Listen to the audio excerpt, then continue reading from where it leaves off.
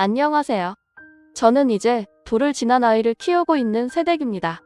신랑과 저는 신랑이 키우고 있던 강아지 한 마리를 계기로 만나게 되었습니다. 제가 강아지를 너무 좋아하는데 집에는 엄마가 개털 알러지가 있으시고 아무래도 혼자서 좋아하는 마음으로 생명을 케어하기에는 너무 부담이 크더라고요. 그래서 흔히들 말하는 랜선 집사의 길을 걷고 있었어요. 저희 지역의 큰 공원에 가면 저녁이 되면 강아지를 산책하는 분들이 많이 있으신데 휴일 저녁이나 시간이 될 때마다 커피 한 잔을 사서 공원 벤치에 앉아 여유롭게 산책하는 강아지들을 보는 게 저의 낙이었습니다. 그때 신랑이 리트리버 한 마리를 데리고 산책을 하고 있었는데 제가 리트리버 견종을 엄청 좋아해요. 멀리서부터 걸어오는 걸 바라보고 있었는데 갑자기 그 강아지가 저한테 와서 애교를 부리기 시작했습니다. 그 큰 덩치로 배까지 보이면서 저랑 신랑 모두 그 강아지의 행동에 웃게 되었고 이후로도 종종 산책하는 모습을 보게 되었어요. 그러다가 그 강아지랑 친해지게 되었고 제가 강아지가 귀여워서 간식이라도 주고 싶었는데 준비를 한 게 없어서 근처 카페에 들러 견주님께 드릴 커피를 샀습니다. 견주님께 커피를 주면서 연락처를 교환하게 되었고 그 이후로 시간이 될 때마다 같이 산책도 하면서 신랑과 친해지게 되었고 결국 연인관계로 발전하게 되었어요.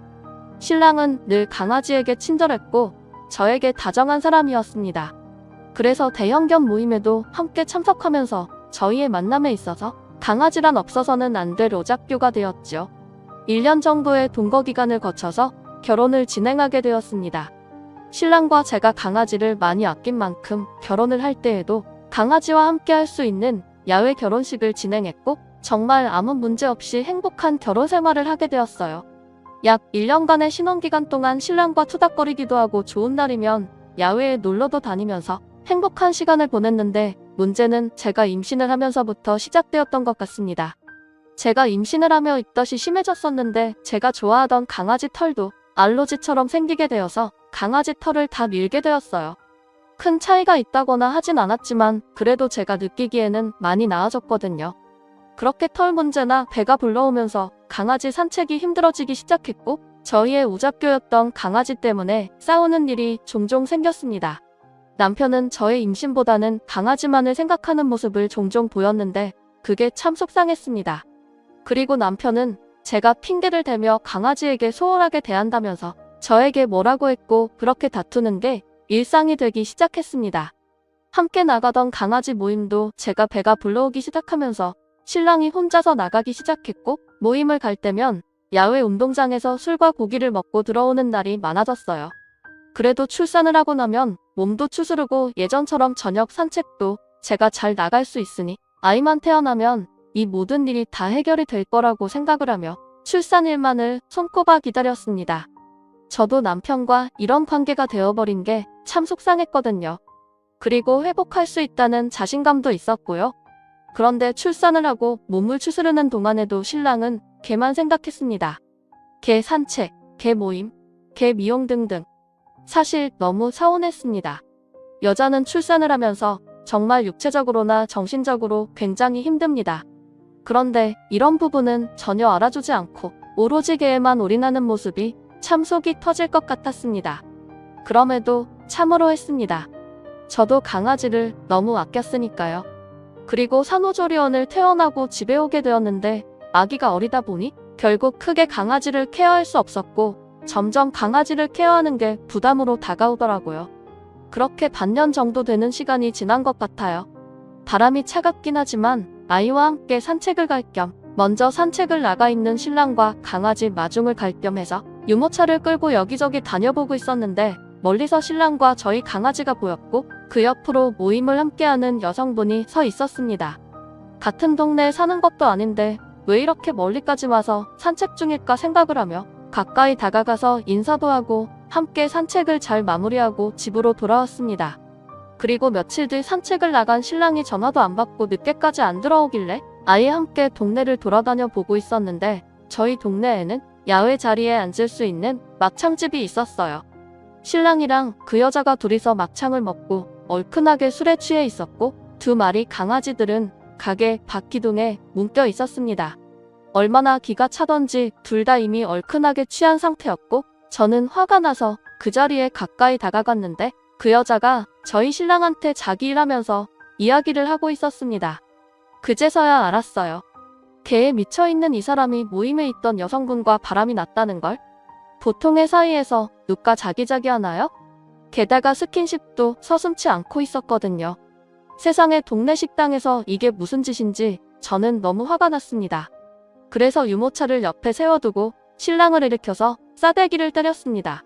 주변에서는 무슨 상황인지 몰라서 순간 웅성거렸지만 제 옆에 있는 유모차와 술에 취한 남녀를 보고는 상황을 짐작하셨을 거라 생각합니다. 여튼 신랑이 술이 떡이 되어서는 화도 안 나는지 해실거림이 오고 있길래 그 자리에서 싸대기 2대를 더 때리고 제 휴대폰으로 사진을 찍고 신랑 휴대폰을 뒤지기 시작했습니다. 신랑이야 뭐 그제서야 상황이 파악되는지 저에게 소리를 지르며 달려들려고 했지만 주변에 계시던 남자 손님들이 신랑을 막아주신 덕분에 증거를 제 휴대폰으로 보내둘 수 있었습니다. 그날 거기 계셨던 분들 어찌나 감사하던지요. 쓰그 때는 소리 속의 아기도 아직 어린데 라는 이 말이 듣는데 어찌나 속이 쓰리던져. 그나마 그때 평소 강아지 사진을 전달하는 목적으로 에어드랍 기능을 많이 사용했는데 그 기능 덕분에 긴박한 순간에도 빠르게 증거를 받아볼 수 있었던 것 같습니다. 이 부분은 정말 다행이라고 생각하고요.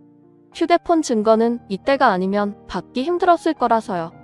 그렇게 본인이 외도 현장에 걸렸고 주변 손님들의 불쾌한 시선을 느낀 신랑은 황급하게 자리를 떠났는데 떠나는 순간에는 그렇게 물고 빨고 하던 강아지도 두고 가더라고요.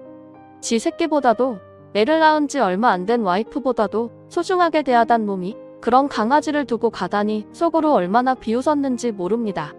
그렇게 신랑이 자리를 떠나자 엎어져 자고 있던 멍청한 상검녀와 둘이 남게 되었고 아이가 있는 것도 잊은 채 자리에 앉아서 한참 울었습니다. 사장님께서 장사하시는데 방해가 될 만도 한데 다행히 저에게 휴지와 시원한 냉수를 챙겨주셨고 손님들은 최대한 저를 신경 쓰지 않으려 배려해 주셨던 것 같아요. 그렇게 울다가 집으로 가면 신랑이 있을 거란 생각에 온몸이 소름 돋으며 우선 친정에 이야기를 하면 너무 속상해 하실 것 같아서 시댁에 전화를 했습니다. 어찌되었건 본인 아들이니 그나마 괜찮을 거라고 생각했어요. 저는 시어머니께 전화를 해서 남편의 외도 현장을 보았고 신랑이 지금 집에 있어서 못 들어가겠으니 신랑을 데려가 달라고 했습니다. 그랬더니 시댁에서 본인 집에 본인이 있는 걸 어떻게 나가라고 하냐면서 저보고 이해를 하라는 식으로 다독이더라고요. 뭐 와이프가 임신을 하게 되면 부부관계가 소원해지고 그러다 보면 남자들은 호기심이 많아서 다른 사람이 눈에 들어온다고. 이제 아이도 낳았으니 정신 차리고 다시 제 곁에 돌아올 거라고요? 대답도 안 하고 전화를 끊었어요. 뭐 짐승새끼도 아니고 이게 말입니까? 본인 아들을 사람으로 키우신 게 아니라 짐승새끼로 키우셨던 걸까요? 시부모님들은? 전 그 소리를 듣자마자 더 망설일 것 없이 본가에 전화를 했습니다. 집으로 전화를 했는데 엄마가 주무시고 계셔서 아빠에게 말을 했고 늦은 시간이었지만 한 걸음에 저를 데리러 와주셨어요.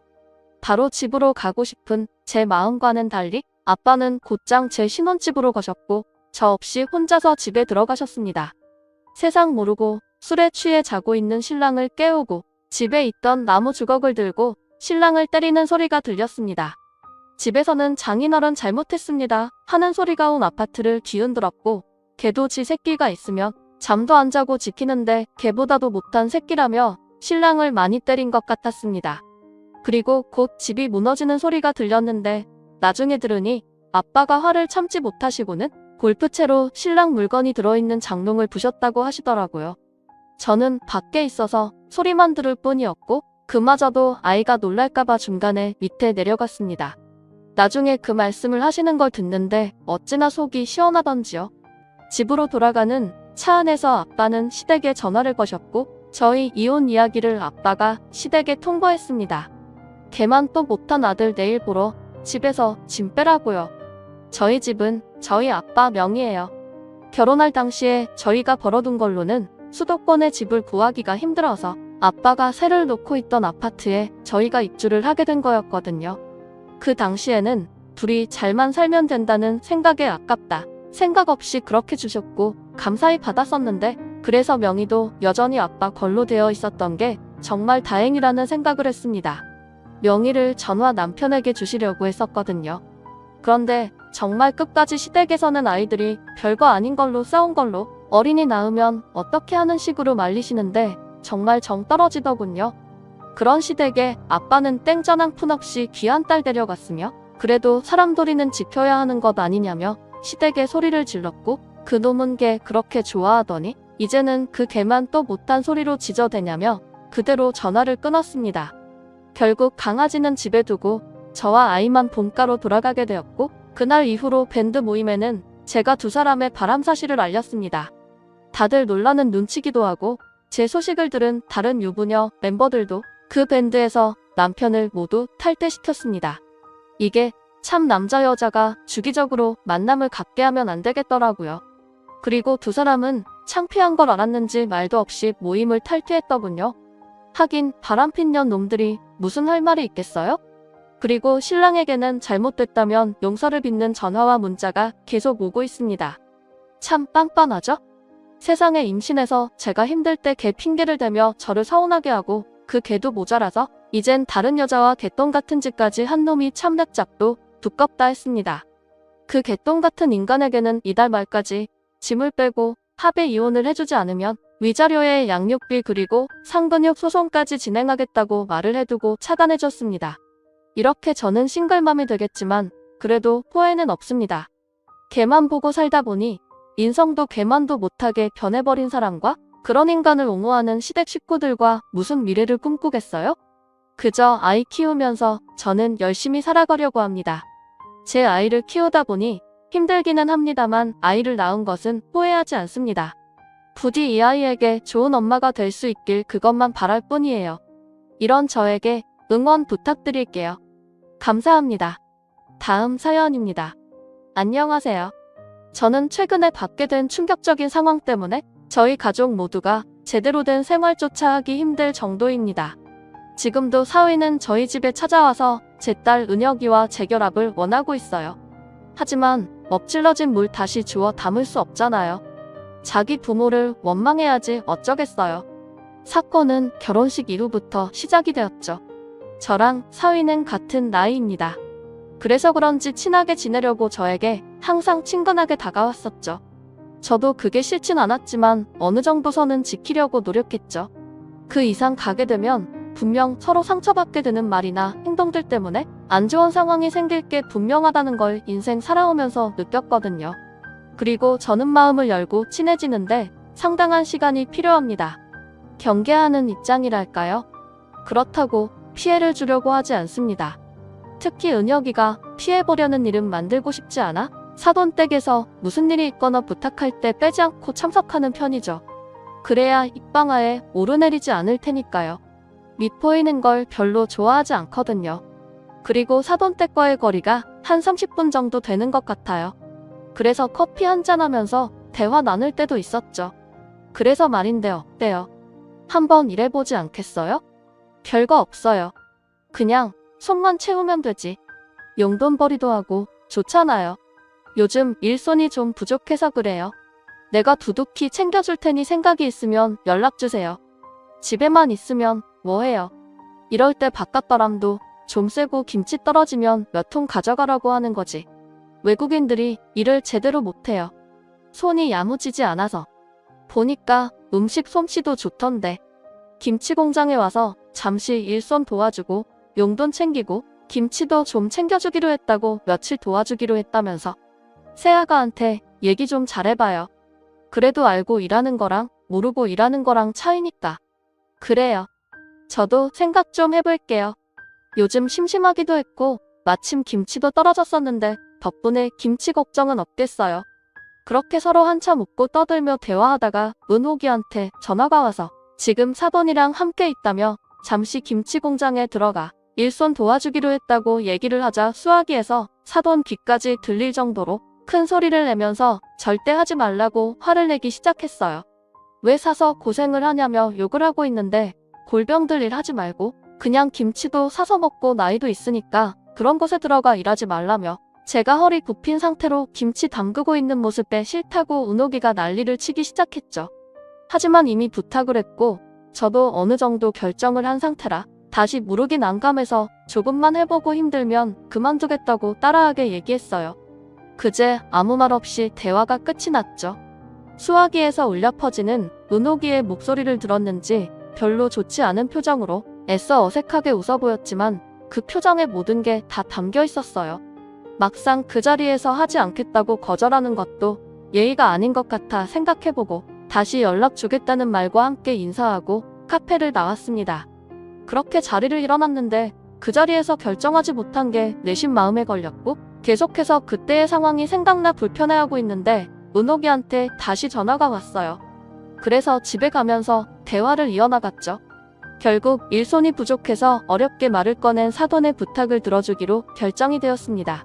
그냥 좋은 경험해본다 생각하고 사돈에게 전화를 걸어 일하겠다고 말했죠. 그 말이 끝남과 동시에 고맙다는 밝은 목소리를 듣게 되었고 다음 날부터 사돈의 차를 타고 김치 공장에 들어가 일을 하기 시작했어요. 전 공장이 어떻게 돌아가는지부터 파악하며 구경 위주로 하루를 보냈어요. 직원분들과 인사도 하고 잠시 일손을 도와주러 왔다며 소개하는 자리를 마련해줬죠. 외국인분들과 반갑게 인사도 오고 갔어요. 한국말을 정말 잘하더라고요. 그런데 갑자기 인상이 안 좋아진 사돈이 절 따로 사무실에 불렀습니다. 오늘은 그냥 첫날이니까 넘어가지만 다음부터 외국인이랑 대화할 때 너무 잘해주면 안 돼요. 애들이 조금만 잘해주면 능구렁이처럼 행동한다니까. 말도 어찌나 안 듣는데. 절대 존댓말 하지 말아요. 그냥 반말해요. 정줄 필요도 없어요. 쟤네들이 잔머리를 얼마나 많이 굴리는데요. 내가 저번에는 화탁지가 나서 엄청 뭐라고 했는데 한마디도 지려고 하지 않고 막 대들더니 김치 안 만들겠다고 사장이 나에게 오히려 큰 소리 쳤다니까. 지금은 일손이 부족해서 참고 넘어가는 거지. 나중에 봐봐. 다 잘라버릴 거니까. 그럼 내일부터 같이 좀 해봐요. 그때 사돈의 얼굴에서 신보가 가득한 걸 느낄 수 있었어요. 저랑 카페에서 대화할 때와는 전혀 다른 얼굴을 하고 있었죠. 하지만 사장이 입장에서 바라보는 시선과 직원이 입장에서 바라보는 시선은 다르기 때문에 그냥 넘어갔어요. 하지만 다음 날부터 본격적인 일을 하기 시작했는데 저에게 점점 많은 간섭과 잔소리가 심해졌죠. 배우는 입장인 저는 처음에는 어쩔 수 없다고 생각했어요. 익숙해지면 괜찮아질 거라 생각했으니까요. 그런데 저는 이해하지 못하는 상황이 생기고 말았죠. 생각보다 김치에 속을 넣는 재료가 터무니없이 적었어요. 이건 무슨 양념만 바르는 것 같은 느낌으로 외국인들이 만들길래 저는 제 방식대로 집에서 김치 담글 때처럼 김치 안에 넉넉히 속을 넣었죠. 그래야 맛이 있지 않겠어요?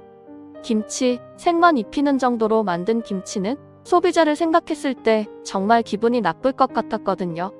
그런데 제가 하는 행동을 빤히 쳐다보던 외국인분들이 얼굴이 사색이 되어서는 절대 그렇게 하지 말라며 제가 만들어서 옆으로 빼놓은 김치를 전부 가져가더니 안에 집어넣었던 속을 전부 꺼냈습니다.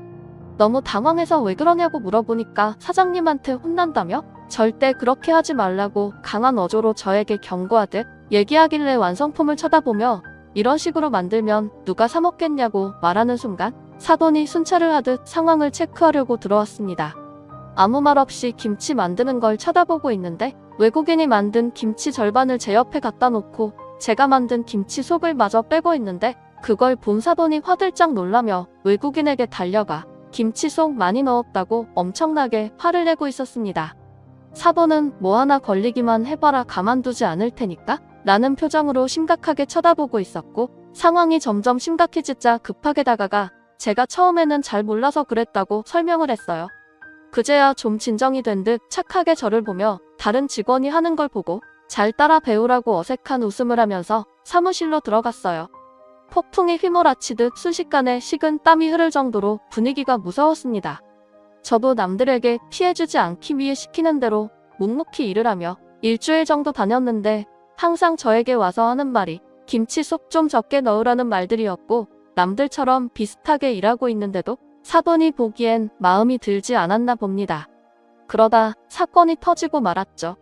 대낮부터 술을 먹고 회사에 들어와서 언성을 높이며 일 좀 똑바로 하라고 직원들에게 함부로 하고 있는 사돈의 모습이 상당히 신경이 거슬렸고 사장이라고 갑질을 너무 심하게 하는 것 같아서 더 이상 보기 힘들어 일 그만두겠다고 얘기하려고 생각하고 있다가 저도 모르게 집에서 김치 담근 것처럼 딱 한 포기만 속재료를 많이 채워 넣었습니다.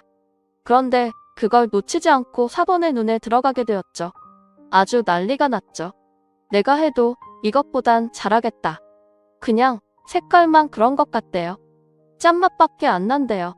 어떤 사람은 김치를 먹는 게 아니라 배추 장아찌를 먹는 것 같다며 다신 시키지 않겠다고 난리도 아니던데요. 상품평은 보고 계신 거죠? 걱정돼서 하는 말이니 기분 나빠지는 마시고요. 이 말이 끝나는 순간 제 얼굴에 김치를 버무렸던 고무장갑이 날라왔습니다. 직원들 앞에서 사장인 자기를 가르치려 든다며 고무장갑으로 후려쳤네요. 너무 순식간에 벌어진 일이라 엄청 당황스러웠어요. 그걸 본 다른 직원분들은 모두 경악을 했고 제 얼굴과 머리카락에 빨간 양념들이 들러붙어 뚝뚝 떨어지고 있었습니다. 하필 눈에 들어가 엄청 매워서 눈물이 나기 시작했어요. 그걸 또 은옥이가 보고 말았어요. 아무래도 걱정이 됐는지 일하는 곳에 잠시 들렀는데 이런 상황을 또 보게 된 거죠. 술을 먹은 사돈은 그동안 외국인들 때문에 쌓여있던 감정들까지 저에게 화풀이하는 것 같았어요. 고무장갑을 사정없이 휘둘러댔죠. 눈이 매워 얼굴을 가리고 있는데 은옥이가 소리치며 달려오고 있었고 희미하게 보이는 은옥이는 왼손으로 양념을 한 움큼 집더니 사돈에게 문지르며 입안에 속재료를 꽉꽉 채워넣기 시작했어요. 똑같이 당해봐야 정신 차릴 것 같다고 사돈을 진짜 김치로 만들어버렸어요. 시어머니한테 대들었다고 아주 난리가 났었죠. 그런데 더 큰 문제는 거기서 끝나지 않았어요. 사위가 뒤늦게 들어왔죠. 같이 온 거였어요. 은옥이가 먼저 들어왔고 사위는 주차하고 들어왔기 때문에 이 상황을 전혀 모르고 있었죠. 다짜고짜 은옥이에게 화를 냈고 결국 사돈 싸움이 부부 싸움으로 번지게 되면서 상황은 정말 심각할 정도로 진행이 되었습니다. 순식간에 김치 공장은 아수라장이 되었고 그걸 모두 지켜봤었던 외국인 직원분들이 사위에게 모든 걸 설명해주면서 상황은 정리가 되었어요. 그걸 알게 된 사위가 저와 은옥이에게 미안하다고 사과를 했지만 사돈은 왜 사과하냐며 더 크게 난리를 치기 시작했어요. 사돈 혼자 진정이 되지 않자 은옥이와 저는 자리를 피했고 일단 집으로 들어왔어요. 집에 오는 동안 절대 가만두지 않겠다며 빨갛게 눈이 충혈된 제 얼굴을 보면서 눈물을 흘리고 있었습니다. 이런 상황에 한숨밖에 나오지 않았어요. 그렇게 집에 들어가 화장실에 거울을 보는 순간 이 나이 먹고 이런 취급을 받았다는 게 갑자기 서럽게 느껴졌고 다리에 힘이 풀려 털썩 주저앉고 말았어요. 거실에서는 은옥이와 사위가 싸우는 듯 심각한 대화가 계속해서 이어졌고 은옥이는 잠시 나갔다 온다며 흥분해서는 빠르게 집을 나갔습니다. 저는 샤워를 하면서 얼굴과 머리카락이 말라붙어 있던 것들을 힘겹게 떼어내고 거슬러 나왔는데 사위에게 전화가 왔어요. 김치 공장에 경찰서 와 있다며 이혼하겠다고 은옥이가 난리를 치고 있으니 제발 다시 와달라고 애원하길래 빠르게 다시 김치 공장으로 달려갔죠. 사돈도 급하게 얼굴을 닦았는지 어느 정도 괜찮아 보였지만 술에 취해 제정신이 아니었어요. 은옥이는 경찰을 동원해 현장의 CCTV를 확인했고 알고 보니 저한테 한 행동에 대해 소송을 걸려고 움직이는 듯 했죠. 저는 일단 진정하라고 했지만 제 말은 들으려 하지 않았어요. 벌써 눈이 돌아가 버린 상태라 수습이 되지 않았고 사돈은 자기가 한 행동에 대해 전혀 잘못한 게 없다는 듯 계속해서 심한 말들을 하고 있었어요. 점점 상황은 심각해지고 있었죠. 그렇게 CCTV를 확보하고 경찰분들은 상황을 진정시키려 하는데 외국인 직원 한 분이 은옥이에게 귓속말로 뭔가를 얘기하는 순간 엄청난 파장을 불러일으켰는데요. 은옥이는 급하게 김치 숙성실로 달려갔고 거기에 있는 양념을 들추는 순간 비명을 질렀습니다. 믹서에 갈아 만든 양념들을 보관해두는 곳이었는데 관리가 잘 안 되어 있었던 건지 벌레가 바글바글했고 모두가 경악을 하고 말았죠. 경찰분들도 충격을 먹었는지 심각한 표정으로 사돈을 바라봤어요. 그런데 사돈이 한 말이 더 충격이었습니다. 어차피 다 갈아야 하는 재료들이고 단백질인데 뭐가 문제 있냐며 저희 가족들도 맛있게 먹지 않았냐며 소리치는데 그 말을 듣던 은옥이가 밖에서 달려나가더니 오바이트를 하고 말았어요. 결국 시댁 식구들은 모두 경찰서로 연행이 되었고 김치 공장은 문을 닫게 되었습니다. 은옥이는 이 상황에 대해서 절대 용서할 수 없다며 사람이 먹지 못할 식품을 판매한 사돈에게 소송을 걸었고 이 제품을 구매한 사람들의 리스트까지 뽑아서 구매한 사람들 모두 소송을 걸게 만들었습니다. 사돈댁은 순식간에 길거리에 앉은 꼴이 되었고 은옥이는 사위와 이혼을 하게 되었어요. 지금도 찾아와서 그때 상황은 미안하다며 다시 받아달라고 애원하고 있지만 은옥이는 절대 용서해주지 않고 있습니다. 사돈은 아직까지도 자신의 잘못을 모르고 있어요. 절대 저한테 와서 용서를 빌지 않겠답니다. 잘못된 행동으로 인해 받게 되는 벌 충분히 받고 이웃침에 살길 바랄 뿐입니다. 제 사연 읽어주신 분들 감사합니다.